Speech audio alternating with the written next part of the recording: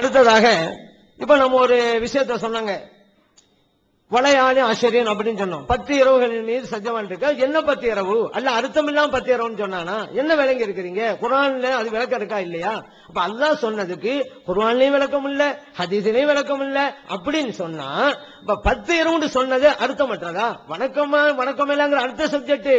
அல்லாஹ்வுடைய வேதத்தை புரிய முடிகிறதா இல்லையா? இந்த சப்ஜெக்ட் தான் நம்ம புரியணுமா இல்லையா? வணக்கம் சம்பந்தப்பட்டதா, வணக்கம் சம்பந்தப்படாததா என்பதெல்லாம் இங்க மேட்டர். இப்ப கடைசியில் என்ன வந்தாச்சு? ஸலாத்துல் அஸ்ர். அது இப்ப இந்த பட்டியல் ஒண்ணு சேர்த்தாச்சு. என்ன? குர்ஆனுக்கு முரணாக இருந்தால், சரியான ஹதீஸா இருந்தாலும் நாங்கள் ஏற்றுக்கொள்ள மாட்டோம் சொன்னாங்கல்ல, அந்த பட்டியல்ல ஒண்ணு சேர்ந்திருக்கு, ஸலாத்துல் அஸ்ர். இன்னும் என்னென்னமோலாம் சேர போதும் அப்படின்னு தெரியல நமக்கு. அடுத்து நம்ம என்ன சொல்றோம் அப்படின்னு கேட்டா, இதத்தான் ஒரு ஆயுதமா யாரும் எடுக்க வேணாங்கிறோம். இப்ப இவங்க இதுவரைக்கும் ஒரு பட்டியல் வச்சிருந்தாங்க, இந்த பட்டியல இன்னைக்கு இது சேர்க்கிறாங்க. இதே அளவுகோல இன்னொரு ஆள் எடுக்கிறாரு. நானும் குர்ஆன் முரணாக இருந்தால் எடுக்க மாட்டோம் முடிவுக்கு வர்றாரு. அவர் சில ஹதீஸ்களை பட்டியல் போறாரு. இப்படியே ஆளுக்கு ஆளு செய்தால் எந்த ஹதீஸும் மிஞ்சும்? இதுதான் எங்கள் கேள்வி. நபியலாம் ஸல்லல்லாஹு அலைஹி வஸல்லம் அவர்கள் சம்பந்தப்பட்ட ஹதீஸ்களை பாதுகாக்கிற கடமை நமக்கு இருக்கிறதா இல்லையா? நம்ம ஏன் இப்படி வரணும்? புரியுற மாதிரி புரிவோமே. நல்ல முறையில் புரிவதற்கும் வாய்ப்பு இருக்கிறது அல்லவா? விளக்கம் கொடுப்பதற்கும் வாய்ப்பு இருக்கிறது அல்லவா? எதுவுமே வாய்ப்பு இல்லை அப்படின்னு ஒரு வாதத்துக்கு வச்சால் கூட பரவாயில்லைங்களாம். நல்ல முறையில் அழகான முறையில் அர்த்தம் வைக்க இடம்பாடு இருக்கிறது. அப்படிங்கும் போது நம்ம ஏன் செய்யணும்? அப்படி அர்த்தம் வச்சிருக்கிறாங்கல்ல, நல்ல முறையில எத்தனையோ பேர் அர்த்தம் வச்சிருக்கிறாங்கல்ல. இவங்க கேட்டாங்க, எப்படி அது கொடுக்கிறது? அது என்ன வேற முறையில் கொடுத்தாலும் சட்டம் வருமா? வரும். இதை எல்லா ஃபிக்ஹுக்கு தான் வச்சிருக்கிறாங்க, பல பேரும் சொல்லி இருக்கிறாங்க. எந்த அளவுக்கு அப்படின்னு கேட்டா, இந்த பால் கொடுக்கிற அந்த தாய் பல வகையில கொடுக்கலாம். அந்த குழந்தையும் அருந்துவது பல வகையா இருக்கலாம். அகான சுர்பன் அவ் உஜூரன் அவ் சுஊதன், 3 வகை இருக்கலாம். ஃபிக்ஹ் சொன்னாங்க, கிதாபுல இதை எழுதுறாங்க. தானாகவும் குடிக்கலாம், அல்லது தொண்டைக்குழியில் ஊட்டியுடன் செய்யலாம், அல்லது வேற வகை சுஊதன் சொன்னா கேட்கறது வேணா கிண்டலா தெரியலாம். ஆனா மருத்துவ முறையில் எல்லாம் சான்ஸ் சலசமா நீங்க டாக்டர் பார்க்கலாம். மூக்கு வழியாக ஒரு உணவு செலுத்த திரவம் ஒரு குழந்தை வாய் வழியா செல்ல முடியாது, மூக்கு வழியை செலுத்திக்கிட்டு இருக்கிறாங்க. ஒரு பெண்ணுடைய பாலை மூக்கு வழியிலே செலுத்தினாலும் இந்த சட்டம் வரும். காரணம் என்ன? இந்த பால் போய் ரத்தத்தில் கலந்து அந்த குழந்தை வளர்வதற்கு காரணமாக இருக்கிறது அப்படிங்கறத நோக்கம். எப்படி சென்றாலும் இந்த வாய்ப்பு உருவாகி விடுகிறது, இந்த நோக்கம் அடைந்து விடுகிறது அப்படிதான் எழுதி வச்சிருக்கிறாங்க. அதனால அந்த ஹதீஸ்ல இந்த 3 வகையா இருக்குதுல்ல, அவங்க பெரியவங்க இருக்கிறாங்கல்ல, இந்த 3 வகையில அவருக்கு எது பொருந்துமோ அந்த அர்த்தத்தை வச்சிருவோமாங்க. இது என்ன சிக்கல் இருக்கு? நம்ம இது ஆபாசமா கருதணும்? இப்படி ஒரு சட்டம் எல்லாம் ஏற்றிருக்காங்கல்ல. இது இமாம் சொன்ன நபியல்லாம் ஸல்லல்லாஹு அலைஹி வஸல்லம் அவர்களுக்கு உண்டான அதிகாரத்தை இதிலே பயன்படுத்தி இருக்கிறார்கள். அதனால்தான் தெரிந்துதான் நான் சொல்லுகிறேன் என்று அவர்கள் சொன்னார்கள். இப்படி இருக்கிறது. இத நம்ம மட்டுமல்ல, மாலிக் இமாம், ஷாஃபி இமாம், இப்னு தைமியா உள்பட, இப்னு ஹஸ்ம் உள்பட, இப்னு ஹஸ்ம் எல்லாம் மாற்று அணியினர் மதிக்கிற இமாம் தான், அவங்களாம் பெரிய இமாம். அவரெல்லாம் கூட இந்த ஹதீஸை ஏற்றுக்கொண்டு சட்டம் ஏற்றிருக்கிறார். இந்த ஹதீஸ் இல்ல அப்படின்னு சொல்ல கிடையாது. அப்படிங்கிற பதிவு செய்யறேன். நம்ம ஏன் சொல்றோம் சொன்னா, ஹதீஸை நம்ம பாதுகாத்து ஆகணும். ஹதீஸே தேவையில்லை என்று ஒரு கூட்டம் சொல்லிக் கொண்டிருக்கின்ற போது இப்படி ஒரு வாசலை திறந்து விட்டால் நீங்க வேண்டாம் சொல்லலாம், விரல் விட்டு ஹதீஸ் நீங்க சொல்லலாம். இன்னொரு ஆள் சொல்லுவாரு, நானே விரல் விட்டு ஹதீஸ். இப்ப தமிழ்நாட்டில் எத்தனை பேர் இருக்கிறாங்க? ஒவ்வொரு ஆளுமும் இப்படி உருவாகினாலும் வைங்க, எத்தனை ஆளுங்கள் இருக்கிறாங்க. இப்ப உலக அளவுக்கு நீங்க பாருங்க. அப்ப ஹதீஸே தேவையில்லைங்கிற ஒரு கூட்டத்தினுடைய கருத்து நியாயமாப்பட்டு விடும். அதனாலதான் நம்ம சொல்லி காட்டுறோம், இந்த ஒரு வாசல் போக வேணாம். அதவே வாய்ப்பு இல்லை என்றால் பரவாயில்லை, வாய்ப்பு இருக்கிறது. எப்படி? அதே போல இலாஹு வணக்கத்துக்கு அர்த்தம் வச்சாங்க. நம்ம கேட்டோம், இந்த அர்த்தத்தைங்கிறது பெற்றீர்கள், இமாம்களுடைய குற்றமாக தான் பெற்றீர்கள், இல்ல ஆனால் உங்களுக்கு எப்படி தெரியும்? இல்ல நானாவே தெரிஞ்சது என்றால் குர்ஆனிலிருந்து தெரிஞ்சிருக்கா அல்லது ஹதீஸிலிருந்து தெரிஞ்சீங்களா? அப்படி இருந்தாலும் இந்த கேள்வி வச்சோம். அதே போல வலில்லாஹி அல்லாஹ்வுக்குரியது கனிமத்து பொருள்னு சொன்னா ஏழை எளியோருங்கிறீங்க. அதுலதான் வல் மசாக்கின்னு வந்துருச்சுல, ஏழை எளியோர். அப்புறம் அல்லாஹ்வுக்கு சொல்லணும். மற்ற ஏழைன்னு வருது, பயணிகள் வருது, குர்பாடு வருது, உறவினர்கள் வருது, ரசூல் வருது, எல்லாமே அல்லாஹ் சார்ந்தவங்க தானே. அல்லாஹ்வை விட்டு விலகினவங்க யார் இருக்கிறாங்களா? அல்லாஹ் சொல்ல லில்லாஹி மாஃபி ஸமாவாத்தி வல் அர்த், எல்லாம் அல்லாஹ்வுக்கு, வானம் பூமியில் உள்ள. அப்ப கனிமத்து பொருள் அல்லாஹ்வுக்கு எப்படி போய் கொடுக்கிறது? ஏழை எழுவது வார்த்தை அங்க இருக்குது, ஒரு மசாக்கின்னு இருக்குது. அப்புறம் ஏழை எழுவது சம்பந்தப்பட்டு சொல்லணும். அல்லாஹ்வுக்கு சொல்லி இருக்கிறான். எப்படித்தான் புரிவது? விளக்கம் இல்லையா? குர்ஆன்ல எந்த விளக்கம் சொல்லுங்க. இந்த யூசுப் நபி சம்பந்தமா தாய் வழி சகோதரர்கள் 2 பேர் மட்டும், மற்றவங்க வேற சகோதரர் எப்படி சொன்னீங்கன்னு கேட்கறாங்க. அது ஒரு கேள்வியை வச்சாங்க. அது நம்ம தமிழாக்கத்தில் பார்த்துட்டு தான் கேட்கறாங்க. அதுல உள்ளதை படிச்சாலே போதும். யூசுப் நபியின் அனைத்து அதுல உள்ளதான் படிக்கிறேன். யூசுப் நபியின் அனைத்து புதல்வர்களும் யூசுப் நபிக்கு சகோதரர்களாக இருந்தும் ஒருவர் மட்டும் யூசுப்பின் சகோதரர் என்று இவ்வசனங்களில், அதாவது 12, 7, 8, 59, 76, 77 தனியாக குறிப்பிடப்பட்டுள்ளார். யூசுப்பும் அவருடைய ஒரு சகோதரரும் யாக்கூப் நபியின் இரண்டாம் தாரத்து பிள்ளைகளாகவும் மற்ற சகோதரர்கள் மூத்த தாரத்து பிள்ளைகளாகவும் இருந்திருக்க வேண்டும். ஏனெனில் யூசுப் நபி அவர்கள் எனது சகோதரர் என்று ஒருவரை மட்டும் பிரித்து பேசுகிறார். அதுபோலவே மற்ற சகோதரர்களும் யூசுப்பும் அவரது சகோதரரும் நம்மை விட நம் தந்தைக்கு மிக விருப்பமானவர்கள் என்று அவ்விருவரையும் பிரித்து பேசுகின்றனர். இதிலிருந்து விளங்குதுங்கிறோம். இதுல இருந்து விளங்கலையா அது மாறுங்க. காரணத்தோட எழுதியிருக்கிறோம். காரணத்தோட எழுதுன ஒரு துண்டை மட்டும் பிடிச்சி என்ன செய்றீங்க, கேள்வி கேட்கறீங்க. அதுக்கு நம்ம பதில் சொல்லியாச்சு. அதே மாதிரி நான் அந்த இவர் துரோகம் செய்யவில்லைன்னு சொல்வாரு. யூசுப் நபி தான் அதை சொன்னதாக என்ன செய்யறாங்க, அதை அந்த நம்ம விளக்கம் சொல்றோம். 12:51 அஜீஸின் மனைவியுடைய கூற்று என்பதில் எந்த கருத்து வேறுபாடும் இல்லை. அதாவது நான் என் கணவருக்கு துரோகம் செய்யவில்லை அப்படிங்கிற ஒரு விஷயத்தை யார் சொன்னா அதுல வருது. அந்த தாலிக்க இன்னி லம் அஹுனுஹு பில் கைபி, மறைவாக இருக்கும் பொழுது நான் அவருக்கு துரோகம் செய்யவில்லை அப்படின்னு வாசகம் வருது. இது யூசுப் நபி சொன்னாங்களா அந்த பொம்பளை சொன்னிச்சா அப்படிங்கிறது பஞ்சாயத்து விவகாரம், கருத்து வேறுபாடு. அப்ப யூசுப் நபியை பொறுத்த வரைக்கும் அவங்க அல்லாஹுக்கு எந்த விதமான துரோகமும் அவங்க செய்யவே இல்லை. ஆனா இந்த அம்மாவை பொறுத்த வரைக்கும் துரோகம் செஞ்சு இருக்குது. என்ன துரோகம் செஞ்சிருக்கு? புருஷன் இருக்கும் போதே இவரை மேல ஆசைப்பட்டிருக்க துரோகம். யூசுப் நபி துரோகம் செய்யல. யாரு துரோகம் செய்யாம இருந்தாரோ அதுதான் அவர் தான் சொல்லியிருக்க முடியும் அப்படின்னு காரணத்தோட எழுதியிருக்கிறோம். இதுல என்ன தப்புங்கிற என்ன செய்யணும், நீங்க ஒரு ஆர்கியுமெண்டா எடுத்து வைக்கணும், மேலோட்டமா கேட்டு போயிடக்கூடாது. அடுத்து என்ன செய்றீங்க, சஹீ லைஃப்ங்கிறதுக்கு இமாமுடைய விளக்கத்தானே பாக்குறீங்க. ஹதீஸ விளங்குறதுக்கு இமாமுடைய விளக்கம் தேவையானதான் தலைப்பு. அது ஹதீஸா இல்லையான்னு கண்டுபிடிக்கிறதுக்கு வரலாறு தான் தேவை. வரலாறுல உள்ள விஷயம் தான். ஹதீஸா இல்லையான்னு கண்டுபிடிக்கிறதுக்கு தான். அதுக்கு அர்த்தம் என்ன, பொருள் என்னங்கிறது கிடையாது. ரெண்டுக்குள்ள வித்தியாசம் நீங்க விளங்கிட்டீங்கன்னா இந்த கேள்வியை கேட்க மாட்டீங்க. அதே மாதிரி அந்த சத்தியம் செய்யற விஷயத்தை பட்டியல் போட்டாங்க. அது பல பொருள்கள் எல்லாம் சத்தியம் செய்யறானு. அந்த 10 இரவுகள் மீது சத்தியம் மாதிரி புழுதியை கிளப்பி விடக்கூடியவை, இப்படி பல விஷயங்கள்லாம் நினைஞ்சாங்க சொல்லி காட்டினாங்க. இந்த சத்தியங்களை பொறுத்த வரைக்கும் நம்ம தெளிவாக சொல்லுகிறோம். அல்லாஹ் சொன்னது புரியும்னா எங்க புரியுதுன்னு கேட்கிறாரு. சொன்னதுதான் புரியும், சொல்லாது புரியாது. 10 இரவுகள் மீது சத்தியமாக வேண்டா, 10 இரவுகள் மீது சத்தியம் செய்யறான்னு புரியுதுல, அதான் சொன்னது. எந்த இரவுங்கிற சொல்லாது, சொல்லாது எப்படி புரியும்? சொன்னதுதான் புரியும். அல்லாஹ் சொன்னது புரியுதா இல்லையா? இதன் மீது சத்தியம் செய்கிறேன், ஓ இதன் மீது சத்தியம் செய்யறான், அல்லாஹ் புரியுதா இல்லையா? அவ்வளவுதான் புரியுங்க. சொல்லாது புரியுதா நீங்க கேட்கறீங்க. சொல்லாது நீங்க எப்படி புரிஞ்சீங்க எனக்கு சொல்லுங்க. நீங்க சொல்லாத உங்களுடைய இமாம்கள் எந்த வகையின் அடிப்படையில் புரிஞ்சுக்கிட்டாங்கன்னு நீங்க எடுத்து போட்டீங்கன்னா அதுல நான் கேள்வி கேட்கிறேன், நீங்க பதில் சொல்லுங்க பாப்போம். அதுல ஒரு குழப்பமும் கிடையாது. இது இவ்வளவு விஷயம் ஆயிடுச்சா. அதுக்கடுத்து என்னன்னு கேட்டா, வாரிசுரிமை சட்டமான வசனங்களை எல்லாம் படிச்சு காட்டி உங்க சட்டத்தை சொல்லுங்கன்னு கேட்கிறாரு.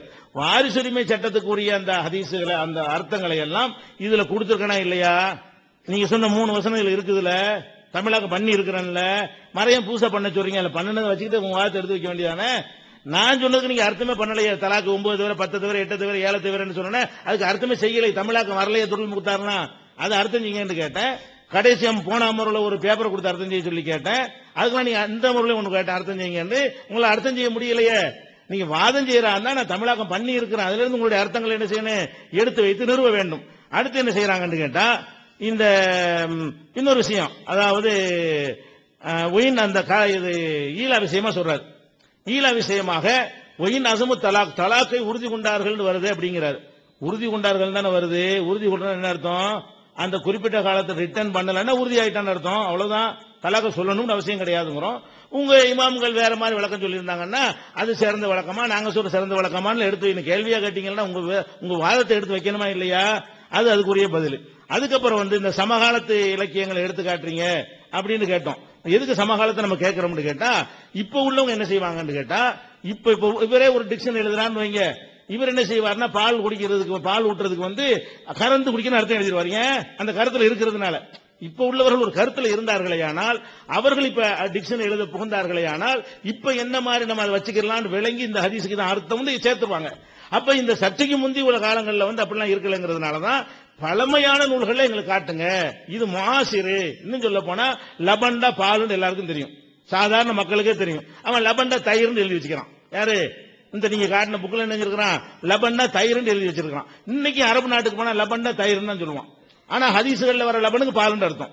ஹதீசுகள்ல லபன் வந்தா, குரான்ல லபன் வந்தா அதுக்கு என்ன அர்த்தம்? பாலுன்னு அர்த்தம்ங்க. இப்ப அரபிகள் எப்படி பேசுறான், தயிரை பிடிச்சி லபன்ங்கிறான். அப்ப தயிர் லபன் ஆகுமா? இவன் டிக்ஷனரி தயிரை போட்டு எழுதிடுவான். இது எடுத்துக்கிட்டு அந்த அந்த அந்த ஹதீஸ் அர்த்தம் செய்ய முடியுமா? அப்ப சமகாலத்தில் சில மாற்றங்கள் ஏற்பட்டிருக்கிறது. இந்த மாற்றங்களுக்கு தக்கவாறு எழுதப்பட்ட நூலை விட்டுவிட்டு அங்கிருந்து காட்டுங்கன்னு வச்சீங்கன்னா அது வாய் வைத்து குடிக்கிற அர்த்தம் ஒண்ணுதான் இருக்கிறது. அதுக்கடுத்து என்ன ஃபிக்ஹு சுன்னான்னு ஒரு புக்கை காட்டுறாங்க. ஃபிக்ஹு சுன்னா எப்போ உள்ளது? அந்த வருஷத்தை எனக்கு சொல்லுங்க பார்ப்போம். ஃபிக்ஹு சுன்னா என்ன காலத்தில் உள்ளது? அதை எடுத்து காட்டுங்க. சையது சாபிக்குங்கிறவர் எழுதினார். அவர் எந்த காலத்துக்காரர் அவரு? அதை நீங்க ஆதாரத்தை நிப்பாட்டணும். அது உங்களுக்கு வேண்டாத ஆள் அவர், அது ஒரு விஷயம். அப்ப சையது சாபிக்குங்கிற ஆள் எழுதின ஒரு புக்கை கொண்டாந்து ஃபிக்ஹு சுன்னால இருக்குங்கிறீங்க. அவங்க எல்லாம் இந்த காலத்துல எந்த மாதிரி கொடுத்தா சரியா வரும் அதுக்கு தகுந்த மாதிரி எழுதிருக்காங்களே தவிர இந்த கருத்து மாற்றங்கள்லாம் வருவதற்கு முந்தின நூல்கள்ல இருந்து காட்டணும். அப்போதைய காலத்துல பாலூட்டு ரலாஅத் என்றால் மார்பகத்தில் வாய் வைத்து குடிக்கிறது மட்டும்தான் அர்த்தம். வேற அர்த்தம் கிடையவே கிடையாது. அங்க நீ காட்டணும், ஒரு அதிசயாவது காட்டணும், ஒரு நடைமுறையாவது சொல்ல காட்டணும். இப்ப மாத்திக்கிட்டாங்க அர்த்தத்தை. அது மாசிருங்கிற அர்த்தம் நான் சொன்னேன். அதுக்கு நாங்க தெளிவா சொல்லிட்டோம். அடுத்து என்னன்னு கேட்டா, அந்த இன்னொரு விஷயத்தை நான் சொல்லி ஆக வேண்டியிருக்கு. அந்த அகல குர்ஆனுக்கு பதில் எழுதுறதுக்காக வேண்டி அந்த இரவுகள் ஹஜ்ஜி 3 மாசம் சொன்னோம்ல, அதுக்கு ஒரு ஹதீஸ் இருக்கிறது, அதான் எழுதியிருந்தோம். ஆனா நாங்க ஒரு 3 மாசத்துக்கு முன்னாடி ஒரு ஆய்வு பண்ணக்கூடிய நேரத்தில் ஒரு பலவீனமான ஹதீஸ் இப்ப எடுத்து நான் வைக்கல. பலவீனமான ஹதீஸ் எங்களுக்கே தெரிஞ்சதுனாலதான் ரசூலுல்லாஹ் விளக்கி இருக்கிறாங்க. அது பலவீனமான ஹதீஸ், அதை நம்ம குறிப்பிட்டிருக்கிறோம். அதை எடுக்கணும் நாங்களே நினைச்சிருக்கிறோம். 3 மாதங்களுக்கு முன்னாடி அடுத்த படிப்பு வரல, வந்தால் அதுவும் திருத்தப்பட்டிருக்கும். அந்த மாதிரியான ஒரு தவறுனால அது வந்திருக்குது. அது முடிஞ்சு விட்டது. அடுத்து என்னன்னு கேட்டா, இன்னொரு விஷயம் என்ன சொன்னாங்கன்னு கேட்டா, அப்புறம் அந்த சஹாபி விளக்கம் சொல்லிட்டாராம். அதுல இருந்து இமாம் உதவி தேவைன்னு விளங்கி போச்சு 53க்கு. இது விளக்கமா? ரசூல் ஸல்லல்லாஹு அலைஹி வஸல்லம் செயலை சொல்றாரு, ஹதீஸ் அது. இப்னுடைய விளக்கமா அது? ரசூல் 53 வைப்பார்கள்ங்கிறாரு, நமக்கு விளங்கல. ரசூல் ஸல்லல்லாஹு அலைஹி வஸல்லம் 53க்கு விளக்கம்ன்ற ஒரு சொல்லல அடுத்த ஹதீஸ்ல. ரசூல் ஸல்லல்லாஹு அலைஹி வஸல்லம் அவர்கள் வலது கை வலது தொடையில வைப்பாங்க, இடது கை இடது தொடையில வைப்பாங்க, விரல்களை மடக்குவாங்க, ஒரு விரல் நீட்டுவாங்கன்னு சொல்றாரு. இது ரசூல் ஸல்லல்லாஹு அலைஹி வஸல்லம் சம்பந்தப்பட்ட ஹதீஸ் தானே தவிர இது யாருடைய விளக்கமும் கிடையாது. ஹதீஸை கொண்டு தான் நம்ம என்ன செஞ்சுக்கிறோம், விளங்கிக் கொள்றோம் என்பதை என்ன செய்யறோம், அதை நிரூபிச்சிடறோம். அடுத்து என்னன்னு கேட்டா, உங்கள் தந்தையின் மீது சத்தியமாக சிறுக்கு முதல்ல ஒரு காலத்துல செஞ்சிருப்பாங்களா அப்படின்னு கேட்கறாங்க. நான் என்ன ஹதீஸை காட்டி தான் நான் சொன்னேன். நீங்க மனவீச்சப்படி கேள்வி கேட்கறீங்க. ஒரு யூதர் வர்றாரு, ரசூல் ஸல்லல்லாஹு அலைஹி வஸல்லம் சொல்றாரு, இன்னக்கும் துனத்திதுன, நீங்க இணை கற்பிக்கிறீங்க அப்படிங்கிறாரு. எதை வச்சு சொல்றாரு? உல் காபான்னு சொல்வதை காட்டி நீங்கள் இணை கற்பிக்கிறீர்கள் சொல்றாரு. ரசூல் என்ன செய்றாங்க? நாங்களாவது இணை கற்பிக்கிறதா சொன்னாங்க, மாத்திருங்க பாட்டாங்க. இனிமே காபான்னு சொல்லாதீங்க, ரபில் காபான்னு சொல்லுங்க. அப்ப ரசூல் ஸல்லல்லாஹு அலைஹி வஸல்லம் அவங்க எதை செஞ்சாங்களோ அதுல இருந்து ஆதாரம் காட்டும் போது அதை கிண்டல் பண்ண எப்படி அர்த்தம்? அது ஒரு காலத்தில் சிறுக்கு அனுமதிக்கப்படுமானா சில விஷயங்கள் வகையில சில மைல்டான சிறுக்குகள்லாம் அல்லாஹ் சொல்லி தெரியக்கூடிய விஷயங்கள் இருக்கும். ரசூல் ஸல்லல்லாஹு அலைஹி வஸல்லம் ஆரம்ப காலத்தில் ஒல் காபான்னு சொல்வதை அனுமதித்தார்கள், தடுக்காமல் இருந்தார்கள். அதை எதிரிகள் கேள்வி கேட்கிற அளவுக்கு இருந்துச்சு. ஆமா இதுல ஒரு அர்த்தம் இருக்குன்னு நினைச்சிட்டாங்க, மாத்திக்கிட்டாங்க. அப்ப ரசூலுல்லாஹ்வை மாத்தினாங்கன்னு ஆதாரம் காட்டி தானே சொல்றேன். ஆதாரம் காட்டி சொல்லும்போது அதுல எப்படி நீங்க கேள்வி கேட்கலாம், ஒரு காலத்தில் அனுமதிக்கப்படுமா அப்படின்னு கேட்க இயலாது. அப்ப இந்த மாதிரி அவங்க சொன்னதுல அடுத்து இந்த கலாலா விஷயத்துக்கு வர்றாங்க. கலாலாவை பொறுத்த வரைக்கும் கலாலாவுல அவங்க என்ன கேட்கிறாங்கன்னா, ஒரு விஷயம் சொல்லிட்டே வந்தாங்க ஆரம்பத்துல. அதாவது தாய் வழி சகோதரிக்கு உள்ள சட்டம் இருக்குதா இல்லையான்னாங்க. தாய் வழி சகோதரிகள்லாம் தனியாவெல்லாம் கிடையாது. தாய் வழி சகோதரியா இருந்தாலும் சரி, தந்தை வழி சகோதரியா இருந்தாலும் சரி, சட்டம் ஒண்ணுதான் அப்படின்னு நம்ம சொல்லிவிட்டோம். முடிஞ்சு போச்சா? அதுக்கு கவுண்டர் உங்க கொடுக்கவே இல்லை. அந்த வசனம் தாய் வழியை குறிக்குதுனாங்க, இந்த வசனம் தந்தை வழியை குறிக்குதுனாங்க. நாம சொல்ற 2 வசனமும் தாய் வழி எல்லாம், தாய் வழி தந்தை வழி எல்லாத்தையும் தான் குறிக்குது அப்படின்னு நம்ம நிலையை சொல்லிவிட்டோம். அதுக்கு மறுப்பு சொல்லணுமா இல்லையா? அதுக்கு அவங்க மறுப்பு சொல்லவே இல்லை. அது நிலைநாட்டி விட்டோம். அதுக்கடுத்து என்ன செய்யறாங்க? மாற்றப்பட்டுருச்சுன்னு நம்ம சொன்னோம். மாற்றப்படலைன்ற மாதிரி வாதம் வச்சு உலகத்தில் யாரும் சொல்லலைன்னாங்க. அது என்னங்கிற நிலைநாட்ட சொன்னா அதுக்கு சொல்லவே இல்லை. இது ஒரு விஷயம். அடுத்து என்ன முக்கியமான விஷயம் என்று கேட்டா, இந்த பேன் பாக்குற விஷயத்தை திருப்பி திருப்பி கேட்கிறோம். நீங்க அதை ஏத்துக்கிறீல்ல? பேன் பாக்குறது உங்க கருத்தை நான் சொல்லுங்க. எங்க கருத்தை காட்டி நாங்க பேன் பாக்குற வாசகத்தை நாங்க ஏத்துக்கிறல, அது இல்லாம வரக்கூடிய அதை ஏத்துக்கிறோம். முடிஞ்சு வச்சு கதை. நீங்க என்ன செய்யணும்? பேன் பாக்குற நாங்க ஒத்துக்கொள்கிறோம்னு சொல்லணும், அல்ல ஒத்துக்கொள்ளலன்னு சொல்லணும். ஒத்துக்கொள்ள நீங்க அதிச மருத்துவர் ஆயிருவீங்க. ஒத்துக்கிட்டீங்கன்னா வெளிப்படையா மக்கள்கிட்ட சொல்லுங்க. அது நான் கேட்கிற கேள்விக்கெல்லாம் பதில் சொல்லுங்க. அதே மாதிரி பால் குடிக்கிற விஷயத்துக்கு நீ தெளிவாக ஒரு இளைஞன் போய் அந்நிய பெண்ட பால் குடிக்கலாமா? அந்த காலத்து அர்த்த பிரகாரம் வாய் வச்சு பால் குடிக்கிறது தான், அப்படி குடிக்கலாமா அப்படின்னு அதை சொல்லணும். சரி, உங்க அர்த்தப்படி வச்சுக்கிட்டா கூட அதுல இருந்து வாதத்தை நீங்க வைக்கணும். இல்ல கறந்து தான் குடிக்கிறது அல்லது மூக்குல விடுறதுன்னு சொன்னீங்கன்னா கூட, மூக்குல விட்டா தாய் ஆயிருவாளா? ஒரு பெண்ணுடைய பாலை கறந்து ஒருத்தன் மூக்குல விட்டோம்னு சொன்னா அதனால அவள் தாய் என்ற அந்தஸ்தை அடைந்து விடுவாளா? தனிமையில இருக்கலாமா? அது மார்க் அனுமதிக்குமா?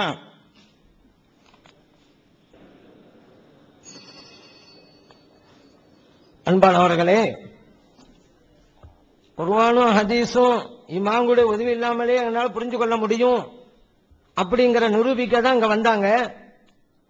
3 வசனத்தை இங்க மொழிபெயருங்க, அதுக்கு அர்த்தத்தை சொல்லுங்க, எந்த அளவுக்கு புரிஞ்சிருக்கீங்கன்னு தெரிஞ்சு கொள்ளலாம் அப்படி நம்ம சொன்னோம். இதுவரைக்கும் வாசிக்கல. அடுத்து ஒரு வசனம் ஏதாவது பதில் சொல்ல முடியலைன்னு சொன்னாக்கா அந்த ஹதீஸே இல்ல அப்படிங்கிறது, குர்ஆன்ல பதில் சொல்ல முடியலைன்னு சொன்னா சட்டம் மாற்றப்பட்டு விட்டது. ஏன் இப்படி மாற்றப்பட்டுன்னு சொல்றாங்க? உலகத்துல யாருமே சொல்லாத கருத்தை இவங்க நம்ம கேள்வி வச்சதுனாலதான்.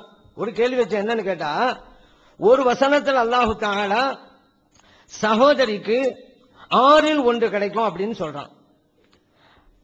மையத்துக்கு வலஹு அஹுன் அவ் உஹ்துன், இறந்து போன மையத்துக்கு சகோதரியோ அல்ல சகோதரர் இருக்கிறாங்க. ஃபலிகுல்லி வாஹிதி மின்ஹுமா சுதுசு, இதில் சகோதரா இருந்தாலும் சரிதான் சகோதரியா இருந்தாலும் சரிதான் அந்த சொத்திலிருந்து 6ல் 1 கொடுக்க வேண்டும் அப்படின்னு வழக்கம் நிஸ்பு மாத்திர கஸ்வாத் இந்த வசனத்துடைய தொடக்கத்தில் அது கூறப்படுதுங்க.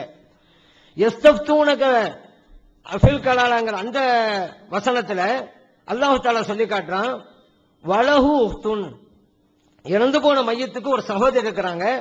ஃபலஹா நிஸ்பு மாத்தரக், மையத்து விட்டு போன பொருள் இருந்து பாதி கொடுக்கணும். நம்ம ஒரு கேள்வி வச்சோம், குரானிஸ் லேசா புரியும் நீங்களே. ஒரு வசனம் சொல்லுது சகோதரிக்கு பாதின்னு சொல்லி, இன்னொரு வசனம் சொல்லுது சகோதரிக்கு 6ல் 1. எப்படிங்க இது புரியுங்க? விளக்கம் தெரிஞ்சவங்ககிட்ட கேட்டா தானுங்க புரியும். நீங்களே புரிந்து கொள்றதா இருந்தா வித்தியாசமானங்க இருக்குன்னு ஒரு கேள்வியை வச்சோம். அதுக்கு அவங்க எடுத்த முடிவு என்ன?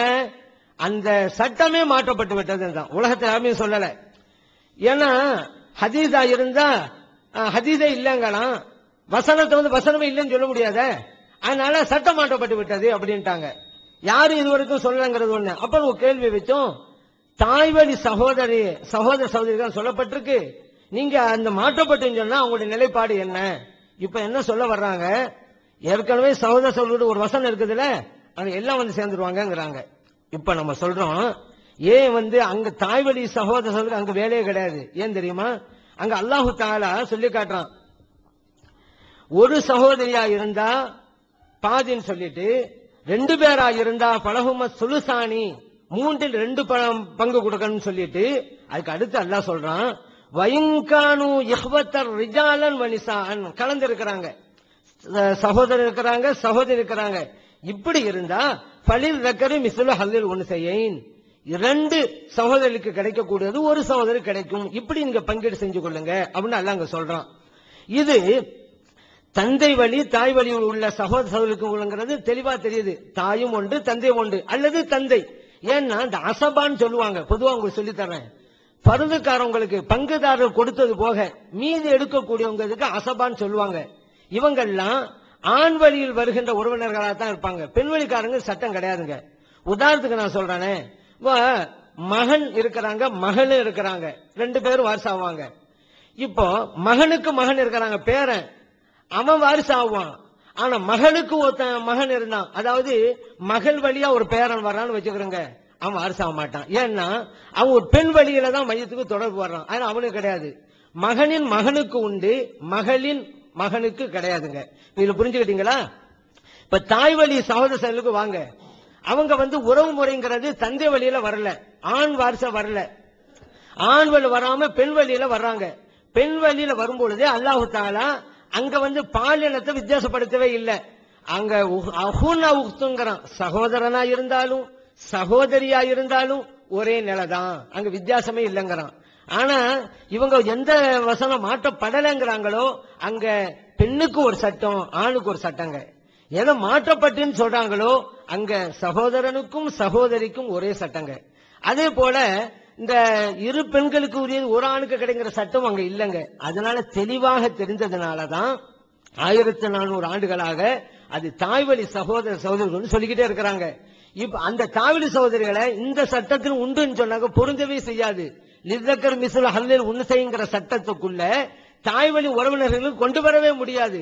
ஒரு சட்டம் தெரியவில்லைங்கிறதுனால பல சட்டங்கள் தெரியவில்லை அப்படிங்கிற நம்முடைய அறியாமைய பிறருக்கு வெளிப்படுத்த தேவையில்லை. அதே போல பாருங்க, லபன் விஷயத்துல சொன்னாங்க, தற்கால ஒரு முஞ்சிதுகள் அகராதி டிக்ஷனரி வந்தாக்கா அந்தந்த காலத்துல மக்கள் எது யூஸ் பண்றாங்களோ அது இருக்கு. முன்னால மக்கள் எதை யூஸ் பண்ணாங்களோ அதுவும் இருக்கு. அது எடுத்துவிட்டு போட மாட்டாங்க. அதே ஞாபகத்தில் வைங்க. இல்லாம இருக்கிறதில்ல. இப்ப லபன் அப்படின்னு சொன்னாக்கா இப்ப தயிருக்கு சொல்றாங்கன்னாங்க, எந்த ஹதீஸ்ல குர்ஆன்ல பால் யூஸ் பண்ணப்படுதோ அந்த அர்த்தமும் அதே சில இருக்கும். தற்கால மக்கள் தயிருக்கு யூஸ் பண்ண அந்த அர்த்தமும் இருக்கும். அதனால முன்னாள் உள்ளது இல்லைங்கிற அர்த்தம் அல்ல. அதையும் நம்ம புரிஞ்சு கொள்ளணும். அடுத்ததாக இவங்க இந்த சுலுசு விஷயத்துல சொன்னாங்க. நானும் படிச்சோம், எப்படி நீங்க 3-1 போது இப்படி எல்லாம் இல்லாம கூட சுலுசு மாபெக்கு எப்படி வரலான்டாங்க. அப்பவே நம்ம ஒரு கேள்வி வச்சோம். ஏங்க நான் ஒரு சட்டத்தை கேட்டோமே, இப்ப ஒரு மனைவி இருக்கிறாங்க, அதே போல 2 மகள் இருக்கிறாங்க, தாய் இருக்கிறாங்க, தந்தை இருக்கிறாரு. இந்த நேரத்தில் மனைவிக்கு 8-1 கொடுக்கணும். ஆனா அந்த சட்டம் வரலையேங்கண்டா அந்த இடத்த வரலான்டீங்க. இப்ப நீங்க என்ன செய்றீங்க? அல்லாஹ் சொன்னது எப்படி மாற்ற முடியுமா? நீங்க இமாம் மாற்றவே இல்லை. சுலுசுனா 3-1 தான். 3-1 மீதத்தில் 3-1 குர்ஆன் வசனம் அப்படியே பயன்படுத்துறாங்க. ஆனா இங்க சுமுனுங்கிறது இல்ல, அது அப்படிதான் செய்யணும் நீங்க. அப்ப இப்ப என்ன இது? அங்க அப்படிதான் அப்படிங்கிறீங்க. நாங்களும் சொல்றோம். ஆனா இங்க நீங்க நியாயப்படுத்தக்கூடிய இந்த வேகத்தை அங்க இப்படி மாத்தி செய்றீங்க. நீங்க புரியலங்கிறதுனால இதுதான் உங்களுடைய இது. அதே போல தத்லிய கத்தன் அப்படின்னு ஒரு வார்த்தை அர்த்தம் ஒரே அடியாக அப்படியெல்லாம் அர்த்தமே அது கிடையாதுங்க. எதுக்கு எந்த அர்த்தமோ அந்த அர்த்தம் வைங்க. அதாவது ஃபுக்குடையதான் நாம சொன்னோம், அதுக்கெல்லாம் பதிலே சொல்ல. நாங்க சொல்றோம், நீங்க தப்சீர்ல உள்ளதை கேட்டோம், அதை சொல்லல. ஃபிக்ஹுல சொன்னீங்க, அது சப்ஜெக்டுக்கு அப்பாற்பட்டது. நாங்க படிச்சோம், அப்புறம் அங்கீகரிச்ச மாதிரி ஆகும். உங்களுக்கு ஃபிக்ஹ் கிதாப்னா என்ன, தப்சீர் கிதாப்னா வித்தியாசம் தெரியல. ஃபத்ஹுல் முயீன போய் தப்சீர் கிதாப் நீங்க, ரத்துல் முஹ்தார் தப்சீர் கிதாப் நீங்க. அதுக்கு பதில் சொல்ல ஆரம்பிச்சா நானும் ஃபத்ஹுல் முயீன தப்சீர் கிதாப் ஒப்புக்கொண்ட மாதிரி ஆகிறேன். அதனாலதான் பதில் சொல்ல. ஆனா பதில் சொல்லுவோம் என்று கலியக்கா விவாதத்தில் உட்கார்ந்து வாசிச்சு காமிங்க. அப்ப நீங்க இருக்கதான் செஞ்சீங்க. மூல நூல் எடுத்து வாசிங்க. நீங்க இருந்தீங்க வாசிக்கலாங்க. எப்போ கேட்டோமோ அப்ப வாசிக்கல. இங்க தப்சீர் கிதாப் கேட்ட நேரத்துல போய் ஃபிக்ஹ் கிதாப் வாசிங்க. அதனாலதான் நாங்க கண்டுகொள்ள பதில் சொல்ல முடியாது அப்படிங்கிற நாளை அல்ல அப்படிங்கறதையும் இந்த அரங்கில நான் பதிவு செய்ய விரும்புறேன். அதே போல பாருங்க, இப்ப யூதர் விஷயம் ஒண்ணு சொன்னாங்க. காபாசி சொன்னாங்க என்ன கிதாப் 2 தடவை சொல்லிட்டாங்க. கிதாப் எந்த கிதாப் வரும்னு சொல்லல. அந்த எந்த கிதாப் வருங்கிற ஆதாரத்தை நான் கேட்கிறேன். யூதர்லாம் இப்படி சொன்னாங்கன்னு சொன்னாங்க, 2 தடவை சொல்லிட்டாங்க. அப்ப அது எந்த கிதாப்ல இருக்கு அந்த ஹதீஸை தாங்க அப்படின்னு சொல்லிட்டேன். இப்போ நபியலாம் ஸல்லல்லாஹு அலைஹி வஸல்லம் அவர் விஷயத்துல நீங்க எப்படி கேள்வி கேட்கலாங்க? அவரு விஷயத்த கேள்வி கேட்கணும். ஏன்னு கேட்டாக்கா ஷிர்கை எப்படி நபி அனுமதிப்பாங்க? சாதாரண மனிதனா இருந்தா பரவாயில்லை, நபி எப்படி அனுமதிப்பாங்க? அதனாலதான் கேட்டோம். நபி விஷயமா இருக்க போய் தான் கேட்கிறோம். எந்த ஒரு கட்டமும் செய்ய மாட்டாங்க. ஏன்னா நுபுவத்துல எப்ப ஆரம்பிச்சிருச்சோ, தௌஹீத சொல்ல ஆரம்பிச்சுட்டாங்களோ, ஷிர்கு கூடாதான். ஷிர்க்குன்னு வந்துட்டா ஒரு நிமிடம் கூட, ஒரு நொடி பொழுது கூட செய்யக்கூடாதான். கேட்கத்தானே செய்வோம். நபி ஆதரிச்சாங்கன்னா எப்படி விட்டுக்கிட்டு இருக்க முடியும்? கேட்கத்தான் செய்வோம். அதனால நம்முடைய கேள்விக்கு பல கேள்வி இருக்குதுல்ல, எதுவுமே இதுவரைக்கும் வாய் தொடக்கலையில, அதுக்கு நீங்க பதில் சொல்லிக்கிட்டே வாங்க. அதே போல இந்த யூசுப் அலைஹிஸ்ஸலாம் விஷயத்துல சொன்னாங்க. அதே இடத்துல யூசுப் அலைஹிஸ்ஸலாம் விஷயத்துல வஹூஹூண்டு வருது. அத மற்ற சகோதரர்கள் பார்த்து சொல்லும் பொழுது கூட யூசுப் அலைஹிஸ்ஸலாம் சகோதரர்கள் வருது. இன்னும் மற்ற சகோதரர்களுக்கு சொல்லும் பொழுது கூட அகில் லகும் அப்படிங்கிறது யாரு? இந்த முன்ஜாம் என்று விளக்க உரையில் எழுதிக்கிட்டு இருக்கிறாங்களே, யூசுப் அலைஹிஸ்ஸலாம் கூட பிறந்தவங்க ஒரு தாய்க்குன்னு சொன்னாங்கல்ல, அவங்கள பத்தி சொல்லும் பொழுது மற்ற சகோதரர் பத்தி அகில் லகும் அவங்கள பார்த்து அகுன்னு சொல்லப்படுது. அதனால இவரோடு சேர்த்து இவர் சகோதரன் சொன்னதுனால தாய் வேறாகத்தான் இருக்க முடியும் என்ற நிலைக்கு எப்படி வந்தீங்க? ஒரே தாயா இருந்தா கூட அவரு சகோதரன் சொல்லலாம் நானே, தப்பு கிடையாது. எந்த இடத்துல சொல்லுவோமோ சொல்லுவோம். ஒரு சகோதரி கிடையாது, ஒரு சகோதரமோ, 2 சகோதரன் தான் அவருடைய 2 சகோதரமோ, அதனால மற்ற சகோதரனுடைய சகோதரர் இல்லைன்னு அர்த்தம் இல்லையில. இதை வச்சு நீங்க எப்படி இந்த அர்த்தம் கொண்டீங்க அப்படிங்கிறதுக்கும் நீங்க எங்களை பதில் சொல்லணும். மேலும் நபிகள் நாயகம் ஸல்லல்லாஹு அலைஹி வஸல்லம் அவர்களுக்கு அல்லாஹ் தஆலா ஒரு வசனத்தை இறக்கி வைக்கிறான்னு சொன்னா மக்களுக்கு புரியுற மாதிரி தான் இறக்கி வைப்பான். அர்த்தம் மட்டும் புரியும், விளக்கம் தேவையில்லைன்னா அல்லாஹ் தஆலா வேஸ்ட் ஆவா. 10 இரவு மட்டும் புரியுங்க அப்படின்றான்னு வச்சுக்கிறேங்க. அப்ப வசனம் தேவையில்லையே. 10 இரவு அப்படிங்கிறதுக்கு ஒரு கலாமுல்லாவா? கலாமுல்லான மனிதனுக்கு தேவையாக கூடியதானே, அவன் புரிந்து அதோட அருமையை புரிய வேண்டும்ங்கிறதானே. இல்லாட்டி 10 சொல்ல இரவுன்னு மட்டும் சொல்லி இருக்கலாமே, இரவுன்னு சொல்லி இருக்கலாமா? கேள்வி கேட்கல. வல்லைன்னா அது பிரம்மாண்டமான இரவு, அது ஒரு இரவோட படைப்புல உள்ளது. அது வண்ணஹார் பகல் வர, அதுக்கு நம்ம கேள்வி வைக்க கிடையாது. ஏன் அதுல அர்த்தம் இருக்கு. 10 இரவுன்னு சொன்னா அர்த்தம் இருக்க தானே செய்யும். இப்ப 9 சொல்லி இருக்கலாம், 11 சொல்லி இருக்கலாமே. அதுக்காக தான் எப்படி விளங்குறீங்க? இதுக்கு விளக்கம் இல்லையா? குர்ஆன்ல அதிசயம் இல்லையா? இல்ல நீங்க புரியலையா அப்படின்னு தான் நாங்க கேட்டிருக்கோம். அதே போல கலாலா அப்படிங்கிறதுக்கு அவங்க சொன்ன ஒரு விளக்கம் என்னன்னு கேட்டா, பிள்ளை இல்லாதவர்கள் விளக்கம் கொடுத்துட்டாங்க. அந்த ஆயத்துக்கு அப்படி விளக்கம் கொடுத்துட்டா வலஹா உக்த் வலில் உக்தி நிஸ்புன்னு வருதுல, அந்த சகோதரிக்கு பாதின்னு வருதுல. புகாரில் ஹதீஸ காமிச்சோம். ஒரு மையத்துக்கு மகளும் இருக்கிறாங்க. இப்ப மகளுக்கு கொடுத்து மகளுக்கும் கொடுக்கிறோமே. கலாலாண்டா சந்ததி இல்லாம இருந்தா தானே சகோதரிக்கு கிடைக்கணும். இங்க சகோதரி இருந்தா கிடைக்குது. அன்புள்ள சகோதரர்களே, இதுல ஒரு ஹதீஸ் ஒன்று கேட்டாங்க. நசையில உள்ள அந்த ஹதீஸ் நான் சொன்னேன், நீங்களும் தானே இணை கற்பிக்கிறீர்கள், அப்படி ஒரு ஹதீஸை அவங்க பார்க்கல போல இருக்கு. அந்த ஹதீஸ் ஆதாரப்பூர்வம் ஹதீஸ் கொடுத்துருக்கிறோம். அடுத்து இப்ப கலாலா கூட நாளைக்கு பிறகு நீ தான் நெஞ்சிருக்கிறாங்க. போன வாதத்தில் ஆரம்பிச்சது 9வது நாள் நெஞ்சிருக்கிறாங்க. அது என்ன சொல்ல வர்றோங்கிறத எடுத்து வச்சிருக்கிறாங்க. அதாவதுங்க, இந்த கலாலா சம்பந்தமா 4:12 ஒரு வசனம் இருக்குது, 4:176 ஒரு வசனம் இருக்குது. ரெண்டுலையும் இந்த கலாலா மேட்ரு வருது. அதுல என்ன இருக்கு? முதல் வசனத்துல என்ன இருக்குது? 6ல் 1 கொடுங்கன்னு இருக்குது. இவங்களுடைய விளக்கம் அதுக்கு என்னன்னு கேட்டா, தாய் வழி சகோதரி அப்படின்னு வச்சிடுறாங்க. அப்ப இந்த 2வது வசனம் இறங்கல, நல்லா விளங்கிக்கணும். அது இறங்கி கடைசியில அந்த வசனம் இறங்குறது. அப்ப அந்த காலத்துல தாய் வழி சகோதரி ஒரு வசனம் இறங்குனுச்சுன்னா, இப்ப தந்தை வழி சகோதரிக்கு என்ன சட்டம்? அப்ப 4:12 வசனம் மட்டும் இருக்கும்போது, 4:12 வசனம் மட்டும் தான் இருக்குது. இது பின்னாடி தான் வருது இன்னொரு வசனம். அது வரக்கூடிய நேரத்தில் 2 வழியில உள்ள சகோதரனுக்கு என்ன சட்டம், தந்தை வழியில மட்டும் சகோதரன் என்ன சட்டம், பொதுவா சகோதரி தானே வார்த்தை வருது. பொதுவான சகோதரி அந்த மக்கள் எப்படி புரிஞ்சிருப்பாங்க? ஒரு வார்த்தை தானே இருக்குது, 2 வசனமும் இருந்துகிட்டு நம்ம ஒரே நேரத்தில் இறங்கின மாதிரி, அதுக்கு ஒண்ணு இதுக்கு ஒண்ணுங்கிற மாதிரி கொண்டு போறாங்க. ஒரு வசனம் இறங்குது. அப்ப நான் என்ன இருக்கிறேன்? முதல்ல எந்த சகோதரிக்கு அல்லாஹ் சொல்லணும்? இரு வழியிலும் சகோதரியா இருக்கிறாங்களே அவங்களுடைய சொத்தை பத்தி சொல்லணுமா, தகப்பன் வழி சகோதரி சொத்தை முதல்ல சொல்லணுமா, தாய் வழி சகோதரி சொத்தை சொல்லணுமா? எது இம்பார்ட்டன்டானது?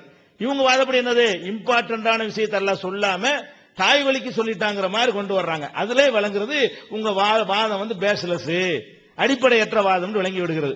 இதை ஒண்ணு விளங்கிக்கிறேன். அடுத்து என்னன்னு கேட்டா, இந்த 2லையும் சகோதரி என்கிற வாசகம் தான் இருக்கிறது. தாய் வழி தந்தை வழி நல்லா பிரிக்கல. அல்லாஹ் பிரிக்காம சொல்வானேயானால் அதுல அனைவரும் தான் அடங்குவார்கள். சகோதரி, தாய் வழி சகோதரி தான் அடங்கத்தான் செய்வார்கள். நீங்க அதை மகளுடைய மகனோடு போய் கம்பேர் பண்றது உங்க சொந்த கருத்து.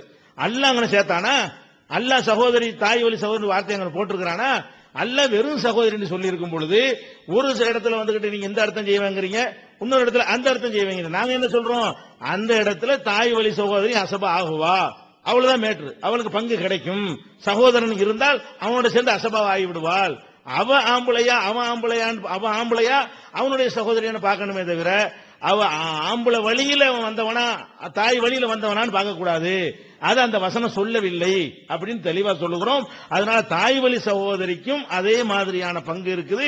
சகோதரிக்கு மத்தியில் எந்த வித்தியாசத்தையும் அல்லாஹ் ஏற்படுத்தவில்லை, நாங்க நிறுவிட்டோம். நீங்க உங்களுடைய விளக்கத்திற்கு உரிய ஆதாரங்களை என்ன செய்யணும்? கொண்டாந்து காட்டணும். அது நுணுக்கமான விஷயம், கொஞ்சம் சிந்திச்சா உங்களுக்கு விளங்கிக்கிறோம். அடுத்து என்னன்னு கேட்டா, இந்த வசனத்துக்கு இது மாற்றமா இருக்குன்னு சொன்ன உடனே மாற்றப்பட்டுச்சுன்னு சொல்லிட்டோம். வாதத்துல சொன்ன மாதிரி அது ஆரம்ப எடிஷன் போட்டல அதான் எழுதி வச்சிருக்கோம். கேட்டதுனால மாத்தணுமா? 4:12 வசனத்தை 4:176 மாத்திருச்சுங்கிறது இந்த வாதத்துல சொல்றோம். இந்த எடிஷன்ல இருக்குது, இதுக்கு முந்தின எடிஷன்ல இருக்குது, அதுக்கு முந்தின எடிஷன்ல இருக்குது. பல வருடங்களாக சொல்லிக்கிட்டு இருக்க வாதத்துல கேட்டு முரண்பாடுன்னு சொன்ன மாற்றப்பட்டுச்சுட்டோம். யாரும் கேட்டுலாம் நாங்க மாத்தல. நாங்க சிந்திச்சு பார்த்து இது கரெக்ட்னு வழங்கி நினைஞ்சிருக்கிறோம். இதான் கடைசியில் இறங்கின வாசனம் மாத்திட்டோம். அதே மாதிரி ரசூல்லாட்டே கேட்கறாங்க, கலால எனக்கு குழப்பமா இருந்துட்டே இருந்துச்சு. அப்ப ரசூல்லா நினைச்சாங்க, எக்ஃபீக்கு ஆயத்து சைஃப், இந்த ஒரு வசனம் உனக்கு போதுமானது அப்படின்னு சொல்லி நான் அந்த 2வது கலால ஆயத்து இருக்குல்ல, அதை ரசூல்லா சொல்றாங்க. 2 வசனம் குரான்ல இருக்கும் பொழுது இது உனக்கு போதுமானதுன்னு ஏன் சொல்றாங்க? அதுல இருந்து நம்ம நினைச்சுக்கலாம், இதை விளங்கி கொள்ள வரலாம். இது முஸ்லீம்ல இருக்கக்கூடிய ஒரு ஹதீஸ். லா தக்ஃபீக்க அலா தக்ஃபீக்க ஆயத்து சைஃப் இல்லத்தி ஃபி ஆகிரி சூரத்தின் நிசா. அந்த கலாலா என்ன அளவு சொல்றாங்கன்னா, ராஜாத்து ரசூல், அதாவது லா அதவு பாதி செய்யன் அகம்ம இந்தி மினல் கலாலா ராஜாத்து ரசூலுல்லாஹி ஸல்லல்லாஹு அலைஹி வஸல்லம் ஃபீ ஷைஇன் மா ராஜாத்து ஃபில் கலாலா. கலாலா சம்பந்தமா நான் கேள்வி கேட்ட அளவுக்கு ரசூலுல்லாஹ்ட்ட வேற எது சம்பந்தமா கேட்கல. அப்பதான் ரசூலுல்லாஹ் என்ன சொன்னாங்கன்னு கேட்டா, யா உமரே அலா தக்ஃபீக்கு ஆயத்து சைஃபில் லத்தீஃபி ஆகிரி சூரத்தின் நிசா. நிசாவுடைய கடைசியில் இருக்கிறது ஒரு ஆயத்து உனக்கு பத்தாது, 2 ஆயத்து மாற்றப்படலைன்னா 2 ஆயத்தும் கலாலாவுக்கு பத்தாதுன்னு சொல்லியிருக்கணும். நிசாவுல இருக்கக்கூடிய அந்த ஒரு வசனம் பத்தாதான்னு கேட்டதும் இதுதான் கடைசியில் இறங்கினது என்பதும் மாற்றப்பட்டு விட்டது என்பதை உறுதி செய்து உங்க வாதத்தை வச்சு அதுக்கு என்ன செய்வோம்? நம்ம அதுக்கு மேலும் பதில் தருவோம். அடுத்து என்னன்னு கேட்டா, ஒரு கேள்வியை கேட்டதை ஒத்துக்கொண்டு மர கேட்கிறாங்க. ஒருத்தர் இறந்துட்டாரு, ஒரு மனைவி, தாய், தந்தை, 2 மகள் இருக்கிறாங்க. இதுக்கு என்னென்னு பங்கு கொடுப்பீங்க? இதுல பங்கு கொடுக்க இயலாது. இந்த பங்குபடி கொடுத்தீங்கன்னு சொன்னா தொகை அதிகமாகி போயிடும். இதை நம்மளே நம்முடைய தமிழாக்கத்தில் எழுதியிருக்கிறோம். இது மட்டும் அல்லாஹ் சொல்ற கணக்குப்படி கொடுக்க முடியலையே. அதுல வாசகம் அப்படி இருக்குது, கைர முலாரின், இது கொடுக்க இயலாதுங்கிறதுனாலதான் யாருக்கும் பாதிப்பு ஏற்படாமல் பிரித்து கொடுங்கன்னு ஒரு வார்த்தையை சொல்றாங்க. கலாலாவுக்கு அப்படி சொல்லல, சொன்னால் அதுக்கு அந்த கணக்கு நம்ம செய்வோம். அதனால அது 2க்கு வித்தியாசம் இருக்குது என்பதை அந்த தமிழாக்கத்தில் எதிலிருந்து ஒரு கேள்வி கேட்கிறாரோ அதிலே நம்ம நினைஞ்சிருக்கிறோம், வேலைக்கு இருக்கிறோம். அதுலயும் ஒரு குழப்பம் கிடையாது. அடுத்து என்ன செய்யறாருன்னா 10 இரவுனா என்னன்னு அல்லாஹ் சொல்லாம போயிட்டானா, அப்ப விளக்கம் இல்லையா ஆச்சுங்க. 10 இரவுனா உங்க இமாமும் சொல்ல இயலாது, 10 இரவுன்னு நானும் சொல்ல இயலாது. எதுங்கிறத ஹதீஸ்ல இல்ல, குர்ஆன்ல இல்ல, உங்க இமாமும் சொன்னாலும் விட்டடிச்சதா இருக்குமே தவிர விளக்கமா இருக்காது. எதுக்கெல்லாம் நீங்க கேட்டீங்களோ உங்களுக்கு இதுக்கு தெரியுமா, அதுக்கு அர்த்தம் சொல்ல முடியுமான்னு கேட்டீங்கல்ல, எதுக்கு அர்த்தம் சொல்ல முடியுமான்னு விளக்கம் சொல்ல முடியுமான்னு கேட்டீங்களா, அதுக்கு உங்கள் இமாம்களும் சொல்ல இயலாது, யாருக்கும் சொல்ல இயலாது, நிறுவனமாகுமே தவிர இமாம்கள் அதை விளக்கிட்டாங்கன்னு காட்டினா தானே நாங்க விளக்கலன்னு வரேன். அல்லாஹ் சொன்னது விளங்குவார்கள். என்னது, இதன் மீது சத்தியம் செய்கிறான், அது விளங்கும். அது என்னன்னு விளங்காது. விளங்காத இமாம்களா விளங்கினா எடுத்து காட்டுங்க எனக்கு. இந்த 10 இரவுக்கு நாங்க விளங்கல, இதோ இமாம்களை பாத்தீங்களா விளங்கிட்டாங்கன்னு காட்டுங்க. அந்த விளங்குனது எந்த லட்சணம் நான் சொல்றேன், எந்த லட்சணத்தில் விளங்கினாங்க. உயிரை கைப்பற்றக்கூடியவர்கள் சத்தியமாக அதுக்கு உங்களுக்கு விளங்கவில்லை, இதை இமாம் விளக்கி விட்டார்கள்னா அதை சொல்லுங்க. எல்லாரும் இதே மாதிரி தான் விளங்கல, இமாமுக்கு தான் விளங்கல. யாரா இருந்தாலும் இப்படித்தான் விளங்கணும். சொல்லாத எப்படி விளங்குறது? அல்லாஹ் சொன்னதை விளங்க முடியும், சொல்லாத விளங்குறதுங்கிற எப்படி முடியும்? அதனால அல்லாஹ் என்ன சொன்னானோ அதோடு நிறுத்திக்கிறங்க.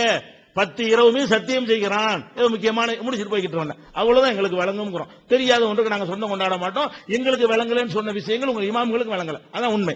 இமாம்களுடைய விளக்கத்தை கொண்டு தானே விளங்கணும்னு சொல்றீங்க, அது நிலைநாட்ட இயலாது இந்த வாதத்தை கொண்டு. இமாமுக்கும் தெரியல உனக்கும் தெரியலன்னு தான் சொல்ல முடியுமே தவிர இமாம் விளக்கத்தை கொண்டு நாங்கள் நிரூபிட்டோம் சொல்ல இயலாமா? எந்த ஒன்றுக்காவது சொல்ல முடியாது. அது போக இப்ப நம்ம வச்சதை போடுறோம். போன தலைப்புல கலிய காவலையில வாட்ச் அர்த்தம் சொல்லுங்க சொல்லுங்கன்னு கேட்டோம். வாட்ச் அரபில வாட்ச் சொல்லுங்கன்னு சொன்னோம், சொல்லலங்கிறாங்க. கலிய காவலை வாதம் சீடி இருக்குதுங்க. வாட்ச் அர்த்தம் கேட்டோம், வாட்ச் அரபில வாட்ச் தான் மதபில் உள்ளது கேட்டோம். அதுக்கெல்லாம் பதில் சொன்னாங்க. என்ன பதில் சொன்னாங்க தெரியுமா? ஹதீஸ்ல இது மாதிரி இல்லையா, அதான் பதில். இந்த அசிங்கத்துக்கு பதில் அவங்க சொல்லவில்லை. ஹதீஸ்ல மன் மதா பஹீமத்தன் ஃபக்துலுஹு இப்படி இந்த ஹதீஸ் இல்லையா, ரசூல் ஹதீஸ்லயும் ஆபாசம் இருக்கிறது அப்படின்னாங்களே தவிர சொல்லலன்னு மழுப்புறாங்க. கலிய கால விவாதம் சீடி இருக்கு, பாத்துக்கிறங்க. இவர் வாய்ஸ் இருக்கிறார், இந்த வாய்ஸ் வந்தா இருக்கிறாரு, இந்த நீங்க வாய்ச்சலோ நீங்க எழுதல, வேற யார் வாய்ச்சா? அல்தாபி வாய்ச்சாரு, சுலைமான் இந்த வாய்ச்சவர்கள் இருக்கிறார்கள் அந்த விவாதத்தில். நீங்க சீட்ல பாத்துக்கிறங்க.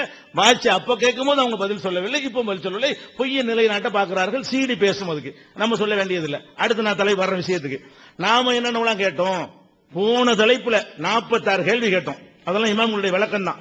அந்த விளக்கங்கள் பூரா குழப்பத்தின் குப்பையாக இருந்தது, இவர்கள் பதில் சொல்ல முடியலன்னு 46 சேர்த்துக்கிறங்க. இப்ப இந்த நேரத்துல இருந்து சொன்னது 47 இருந்து ஆரம்பிப்பேன். ஏன், அதுவும் இது தொடர்பான விளக்கம் தான். 46 கேள்வி கேட்டிருக்கிறோம், 46க்கும் பதில் சொல்லலையா? 47வதா கேட்டோம்.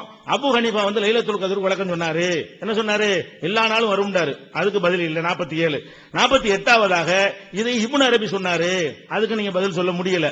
அப்புறம் இன்னொருத்தர் என்ன சொன்ன? 49வதாக 3927 லைலத்துல் கத்ர் 3 தடவை வருது, 9 எழுத்து இருக்குது, அதனால 27 தான் லைலத்துல் கத்ர். என்ன தத்துவம் இது? எங்க இருந்து எடுத்தீங்க இந்த விளக்கத்தை? இது குர்ஆனா ஹதீஸா அப்படின்னு கேட்டோம். அதுக்கு வேலை சொல்ல. 46 49 ஆச்சு. 50வதாக குன்பைய கூண்டு அல்லாஹ் விளங்காம சொல்லிவிட்டான், அது நடக்க சாத்தியமே இல்ல அப்படின்னு சொல்லி ஒரு பொருளை பற்றி ஆகு என்று சொல்வதாக இருந்தால் இல்லாத ஒன்றை பார்த்து எப்படி ஆகு என்று சொல்ல முடியும் என்று குர்ஆனுக்கு எதிராகவே ஒரு விமர்சனம் பண்ணார் கசாலிங்கிறவரு. அதுக்கு பதில் கேட்ட நினைச்சிட்டீங்க. அதுக்கு உங்களுக்கு நீங்களும் சேர்ந்ததை வழிமொழிஞ்சீங்களே தவிர ஆமா அல்லாஹ் சொன்னது பொருந்தான்னு சொன்னீங்களே தவிர அது உங்களால் நியாயப்படுத்த முடியவில்லை. அதே மாதிரி ஜைனபு செய்து சம்பந்தப்பட்ட விஷயங்கள் ஆபாசமா அசிங்கமா கேவலமா எழுதி வைத்திருக்கிறார்கள் சொன்ன அவங்க ஆதரிக்கலன்னு சொன்னீங்க. இந்த ஆதரிச்சாங்கன்னு எடுத்து போட்டேன். அப்புறமேல என்ன பகவி மாத்தி சொல்லியிருக்காரு, நீங்க பகவியிலையும் போய் சொல்லியிருக்கேன்னு எடுத்து போட்டேன். அதோட வாங்கி போச்சு. அப்ப என்னாச்சு? இந்த தப்சீர்ங்கிற குர்ஆன் விளக்கங்கிற பேர்ல உளறி இருக்கிறார்கள் நம்ம நிரூபித்து இருக்கிறோம். அதே மாதிரி ஒரு ரக்காத்து வித்திரு தொழக்கூடாது இமாம் மறுத்திருக்கிறாரு, ஹதீஸ்ல இருக்குது. ஹதீஸ்ல ஒரு ரக்காத்து வித்திரு தொழலான்னு மறுத்தாங்கன்னு சொன்னா இது ஹதீஸுக்கு மாத்தம்னு சொன்னேன், அதுக்கு பதில் இல்லை. அதே மாதிரி மகரிபுக்கு முன் சுன்னத்து இருக்குன்னு ஹதீஸ்ல இருக்குது.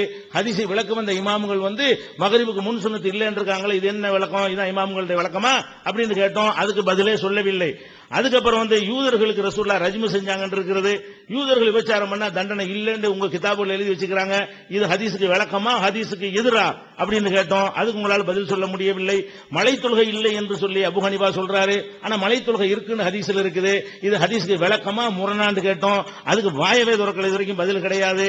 அது மாதிரி கிரகண தொழுகை சம்பந்தமா இல்லைன்னு மறுக்கிறாரு, ஆனா இருக்குதுன்னு ஹதீஸ் இருக்குன்னு எடுத்து காட்டணும், அதுக்கு வாயை திறந்து ஒரு பதிலாக சொன்னாங்க.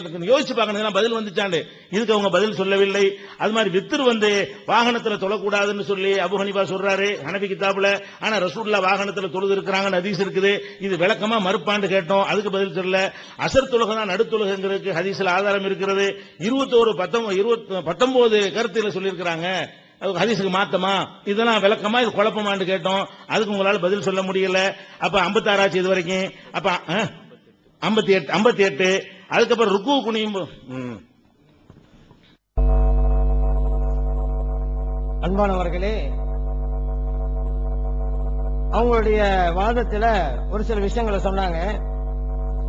ஆனா நம்ம கேட்ட கேள்விக்கு பதிலாக இல்ல, சம்பந்தமில்லாத விஷயங்களை சொன்னாங்க. பொதுவா சொன்னா ஃபர்ஸ்ட் ஆரம்பத்துல கூட ஃபிக்ஹ் சுன்னா விஷயத்துல, இந்த ஃபிக்ஹ் சுன்னா எப்ப எழுதப்பட்டது, அந்த கிதாப் நம்ம பிரச்சனை எழுதப்பட்ட மேற்றையில சொன்னோம். ஷாஃபி இமாம், அஹ்மது இமாம், இப்னு ஹஸ்ம் இமாம் எல்லோரும் இந்த ஹதீஸை ஏற்று சட்டம் வச்சிருக்கிறார்கள், இந்த செய்தி அதுல இருக்குன்னு தான் சொன்னோம். அந்த கிதாப் நம்ம ஆதாரம் இல்ல, அந்த எல்லாரும் இந்த ஹதீஸை ஏற்றிருக்கிறார்கள், சட்டம் வச்சிருக்கிறார்கள் என்பதற்காகத்தான் அதை சொன்னோம். அதுல மேற்று இல்லாம இல்ல, அஹ்மது இமாம் கூட சட்டத்தை எடுத்திருக்கிறாங்க. அடுத்து நம்ம சொல்றது ஒண்ணு இருக்கும், அவங்க பதில் சொல்றது வேறையா இருக்கும், சம்பந்தம் இல்லாம நம்ம முறை பண்றத வேற சொல்லிக்கிடுவாங்க. உதாரணத்துக்கு சிலோன் நடந்தது ஃபர்ஸ்ட் சொன்னாங்க, என்ன எல்லா சதக்காவும் ஒரு ஹதீஸ் இருக்குங்க, குல்லு மஅரூஃபின் சதக்கான்னு இருக்குது, எல்லா நல்ல காரியங்களும் தர்மமே. அதான் நம்ம சொல்றோம், வழிகாட்டுறது உள்பட, ஒரு முல்லை அகற்றுவது உள்பட, புன்சிரிப்பு சிரிப்பது நபி நாம் ஸல்லல்லாஹு அலைஹி வஸல்லம் இப்படி சொல்லி காட்டி இருக்கிறாங்க. அப்படின்னு சொல்லும் பொழுது இங்க எப்படி கிண்டல் பண்றாங்க, அந்த மாதிரி அங்க கிண்டல் பண்ணாங்க.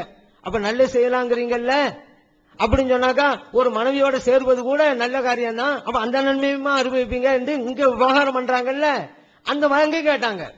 அப்ப நம்ம சொன்னோம், எந்த பிரச்சனைக்கு எதை சொல்றீங்க, இப்படி கிண்டல் பண்ண ஆரம்பிச்சாக்கா எல்லாத்தையும் கிண்டல் பண்ணலாம், எல்லா பிரச்சனையும் கிண்டல் பண்ணலாம். எப்படின்னு கேட்டாக்கா, உதாரணத்துக்கு தர்மம் கேட்கிற ஒரு ஆளு வீட்டு வாசல்ல, அப்படியா நான் என் மனைவிட்ட வேற தர்மம் செஞ்சுக்கிறேன் பேட்டுவா அப்படின்ட்டு இப்படி சொல்லுவோமா நம்ம? எந்த விஷயத்துக்கு எதை செல்வது அப்படிங்கறதுதான். ஒரு ஏழைக்கு உதவி செய்யப்பாண்டா, ஏங்க தர்மம், நான் தான் வேற தர்மம் செய்யறேன் வீட்டுல அப்படின்னு சொல்லாமா? இப்படி சொன்னால் எப்படியோ அப்படித்தான். அவங்க அப்படித்தான் கேட்டாங்க, சம்பந்தமே இல்லாம உயிராளவங்களுக்கும் கொடுக்கலாங்கிறீங்களா, இது செய்யறாங்களா? எதுக்கு நம்ம குர்ஆன் ஓதுறதுக்கு பேசுறோம், குர்ஆன் ஓதுறதுக்கு கூடுமா, நல்லதா நல்லது இல்லையா கூடாதா அதை சொல்ற விட்டுவிட்டு அப்படி இதுவும் தர்மம் தானேங்கிறாங்க. எப்படி இங்க கொச்சையாகவும் அசிங்கமாகவும் பேசினார்களோ இதே தான் அங்க செஞ்சாங்க. ஆனா கொஞ்சம் வித்தியாசம் இருக்குது, இந்த அளவுக்கு கொச்சையாக அவங்க பேசல, ஓரளவுக்கு நாரியமா அங்க பேசினாங்க. இன்னொன்னு, அவங்க இந்த கலியக்காவில வாதமா சொன்னாங்க, எல்லாம் வாய்ச்சாங்களாண்டு. நம்ம கேட்ட கேள்வி எல்லாம் ஜெராக்ஸ் காப்பி எடுத்து வாய்ச்சாங்க, அது ஒழுங்கா வாசிக்கல. நம்ம மூல நூலை தான் வாசிச்சோம். அந்த மூல நூலை வாசிச்சு காமிச்சிருந்தா சரிதான் நாங்க வாய்ச்சிட்டோம் அப்படின்னு சொல்லலாம். அப்படி மூல நூலை வாய்ச்சாங்களா? கிடையாது. அப்படியே ஜெராக்ஸ் வாய்ச்சாங்களா, அர்த்தம் சரியா சொன்னாங்களா? அதுவும் கிடையாது. இப்ப பாருங்க, நீங்களே தெரிஞ்சுக்கிறீங்க. போடுங்க.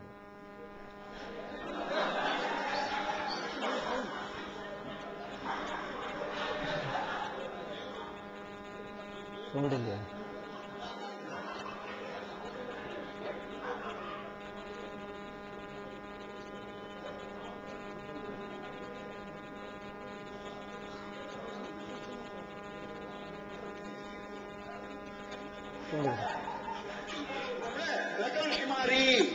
என்ன கழுதையினுடைய குறி இருக்குல்ல, கழுதை குறி இருக்கு, சொல்ல வேண்டியது ஒரு வழி இல்ல.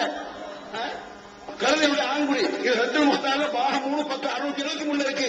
ரக்கல் ஹிமாரி கழுதையினுடைய ஆண்குறியை எடுத்துக்கொண்டு தன் குறியில் நுழைத்தார். யோசிச்சு பாருங்க, மல்ல பிடித்தாலும் ரத்துல் முக்தால இருக்கா இல்லையா? இத காட்டு குரான்ல, குரான் இப்படி இருக்குமா நான் கேட்கிறேன். ஹதீஸ்ல இப்படி வருமா? இதுக்காக கேட்டு தூர வச்சு கேவலப்படுத்துது, இஸ்லாமிய அசிங்கப்படுத்துறதுக்கு தூர போட வேண்டிய வல்லது தாப்பு. அது இப்படி இது குரான் வச்சு உட்பட்டதாமா மல்லபு காட்டு குரான்ல இருந்து இப்படி நுழைத்தால் அல்லது துண்டிக்கப்பட்ட குறியை நுழைத்தால், அதுல குறிப்பிட்ட குறியில் துண்டிக்கப்பட்ட வெற்றி கிடக்கு ஒரு குறி, அது எந்த மனுஷனோ யாருடைய குறியோ வெற்றி கிடக்குன்னு வைங்க. இந்த குறியை யாரு ஹஜ்ஜுக்கு போறாங்க லட்சக்கணக்கில் செலவழிச்சுட்டு நுழைத்தால் ஹஜ்ஜு கூடும் வீணாகாது சட்டம். ஹஜ்ஜு இப்ப தெரிஞ்சுக்கிட்டீங்களா? ஹஜ்ஜு கூடும், இப்படி எல்லாம் நுழைத்தால் ஹஜ்ஜு கூடும் என்று எழுதப்பட்டிருக்குன்னு சொல்லிவிட்டாரா? அந்த கிதாபுல என்ன இருக்குங்கிறத இப்ப தெரிஞ்சுக்கணுங்க. போடுங்க, அங்க பாருங்க. இப்படி செய்தால் ஃபஸத, ஹஜ்ஜு கூடாது என்றுதான் அரபி வாசம் இருக்கிறது. இப்ப புரிஞ்சுக்கிட்டா? அவங்க சொல்றது ஒன்னா இருக்கும், அர்த்தம் வைக்கிறது ஒன்னா இருக்கும், முன்னுக்கு பின் முறை சொல்லுவாங்க. அவர் எவ்வளவு ஆவேசமா பேசினாரு, ஹஜ்ஜு கூடும் இருக்கேன்டாரு, வாசத்தை போட்டு காமிச்சிட்டோமா, ஃபஸத ஹஜ்ஜு கூடாதுன்னு இருக்குது. இப்படித்தான் நீங்க ஒவ்வொன்னே நீங்க புரியுங்க. அமைதியாருங்க, அமைதியாருங்க. அடுத்து பாருங்க.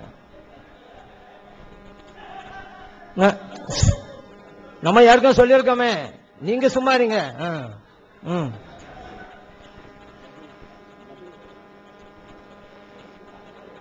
அதே போல பாருங்க, அவங்க என்ன பெருசா பேசுவாங்க, பஹீமத்தோட உடல் உருகொண்டால் அவனுக்கு ஹத்து இல்லை என்று இருக்கிறதோ அதோடு முடிச்சுட்டாங்க. அப்படி சொல்லிவிட்டு பாத்தீங்களா அவங்களுக்கு தண்டனை இல்லையா அப்படின்னா மதுஹபு இத்தகைய ஒரு ஆபாசத்தை ஆதரிக்கிறதுனால அர்த்தம் அப்படின்னாங்க. ஹத்து இல்லை என்பது வேறு, தண்டனை உண்டா இல்ல என்பது வேறு. அதுக்கு அடுத்து பாருங்க, யுஅஸ்ஸரு வேறு தண்டனை வழங்கப்படும். தண்டனை வழங்கப்படும் என்றாலே ஆதரவு இல்லைன்னு தாங்க அர்த்தம். ஒரு விஷயத்தை ஆதரிச்சு அவங்க தண்டனை கொடுப்பாங்களா? ஹத்துன்னா என்னங்க, கல்ல அடிச்சு கொள்றது. அது தக்க ஆதாரங்கள் போக்குவரத்து இருந்தாதான். ஒரு செயல் நடந்தே இருந்தாலும் கூட ஆதாரங்கள் வேணும், இல்லாட்டி காட்டுமிராண்டித்தனம் மார்க்கமாயிரும் இஸ்லாம். இன்னைக்கு பாருங்க, இன்னும் கல்ல அடிக்கணுங்கிறாங்க, கைய வெட்டணுங்கிறாங்க அப்படின்னா சில பேர் குறை சொல்றாங்கல்ல, அதற்கு தான் வழிவாக்கும். திருட்டான கைவிடப்பா அப்படின்னு சொல்லிட்டாக்கா காட்டுமிராண்டி மார்க்கம் ஆயிரும். உரிய ஆதாரங்கள் இருந்தாதான் அந்த மார்க்கம் செய்யும், அறிவுபூர்வமான மார்க்கம். அதனால சொல்றாங்க, நீங்க ஹத்து இல்லை ஆனால் யுஅஸ்ஸரு தண்டனை உண்டு. இருக்கா இல்லையா கிதாப்ல? அப்ப அதனாலதான் நம்ம சொல்றோம். இப்ப இதுல வழங்குதா, பாதியை மறைச்சிட்டு பாதியை சொல்றது, இதுல இருந்து நீங்க புரிஞ்சுக்கிறங்க. அடுத்து இன்னொன்னு பாருங்க,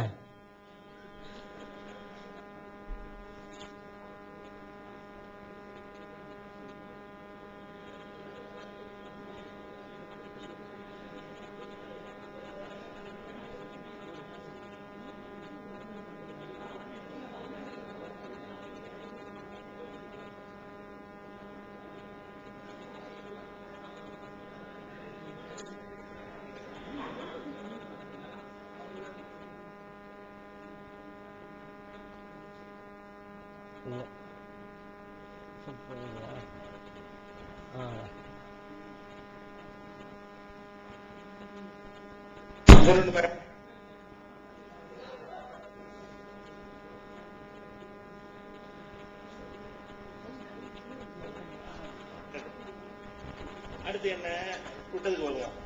அந்த மிருகங்களுக்கு இருக்குல்ல, இது பல் துளக்கிறது முடிச்சோம். பல் துளக்கிறதுனா நம்ம எல்லா வேலைக்கும் ஒரு முறை வச்சிருக்கோம். ஆராய்ச்சி ரிசர்ச் பண்றாங்க. ஒல் அஃதலு அன் யஸ்தாக பிஸ்ஸபாபத்தை, சிறந்த பல் துளக்கும் முறை என்னவென்றால் 2 ஆட்காட்டி விரல்களால் துளக்குவது.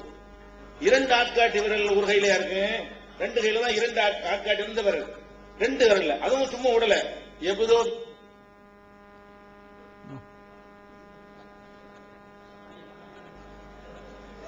இத சிறந்த முறை செய்யுங்க. பள்ளிவாசல் உட்கார்ந்து சொல்லுங்க, மக்கள் ஃபத்வா கொடுங்க. இருக்கு கிதாப்ல, அப்பது இல்ல எதுல இருக்கு, ரத்துல் முஃப்தார்ல, ஹாஷியா ரத்துல் முஃப்தார்ல இருக்கு. இப்ப நான் என்ன கேட்கிறேன், இதெல்லாம் உலகிற்கான வழங்க பார்த்தாலேயே ஒரு இப்ப புரிஞ்சுக்கிட்டீங்களா? இப்ப அவங்க எதையுமே இல்லாததான் இருக்கிற மாதிரி பாவலா பண்ணிட்டு இருக்கிறாங்க. மதுவு மேல வெறுப்பு காட்டுறதுக்காக வேண்டி இல்லாத ஹஜ்ஜு கூடாதுங்கிற இடத்துல கூடுன்னு அர்த்தம் செஞ்சாங்க. அப்புறம் என்ன செஞ்சாங்க, ஹஜ் எல்லாம் பாத்தீங்களா ஆபாசத்தை ஆதரிக்கிறது மதுவை பண்ணாங்க. அடுத்து வேறு தண்டனை கொடுக்கப்படும் இருக்கு, மறைச்சிட்டாங்க. இப்ப என்ன சொன்னாங்க பாருங்க, பல்லு வளர்க்கறதுக்கு இப்படி இருக்கு இப்படி இருக்கு இப்படி இருக்குங்கிறாங்க. அப்படியா இருக்குது? வாசத்தை பாருங்க, வாசத்தை சும்மன் இருக்கு, ஒரு விரலால் நீங்க விளக்கிட்டு அடுத்து சும்மன்றால ஒரே டயத்துல கிடையாதுங்க. ஃபர்ஸ்ட் வலது கையோட விரல், அப்புறம் இடது கையோட விரல் இருக்கு. ஒரே டயத்துல இப்படி இப்படிங்கிறது அது கிதாப்ல இருக்கா?